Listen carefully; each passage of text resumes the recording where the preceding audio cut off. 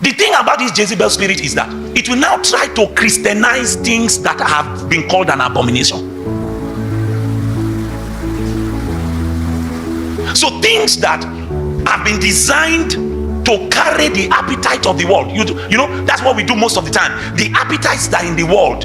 We know that we are raising a generation that likes a certain kind of sound, likes a certain kind of teaching, likes a certain kind of behavior. So we go out and say, okay, this sound, this teaching, this behavior is Babylon, but how can we Christianize it?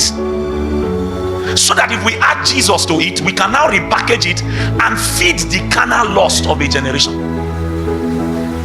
So we look like we are in Israel, but something else has taken over the appetite of the church. And so people constantly have to Christianize abominations to feed the carnal lust of a generation. So Baal became an alternate system to God, such that all the altars of worship of God were destroyed. All. Jezebel successfully, carefully eliminated all the altars of God. Made sure Israel turned their back against the covenant of God, and then she began to build altars for Baal. So the people were made to believe that they were still worshiping, they were still engaging in things spiritual, but the object of worship had changed. You're not following me? You're not following me? The object of worship had changed, but Israel still looked like she was engaging in spiritual things. But it was no longer to the God of Israel. Baal had been given a place within the sanctuary.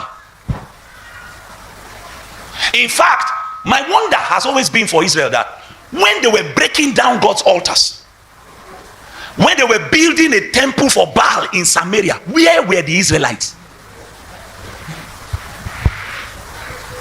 Where were they? Ahab had gone into an unholy union, married a Sidonite princess, one who Bible scholars tell us had a history. Her reputation was well known that this was a dangerous woman. But Ahab married her probably because he wanted to solidify political power. He wanted some kind of advantage. So he married her. And immediately he married her. The problem, bro, I noticed that it was not just Jezebel that was the influence on Ahab. Ahab himself had a problem. Jezebel only took advantage of Ahab's loss.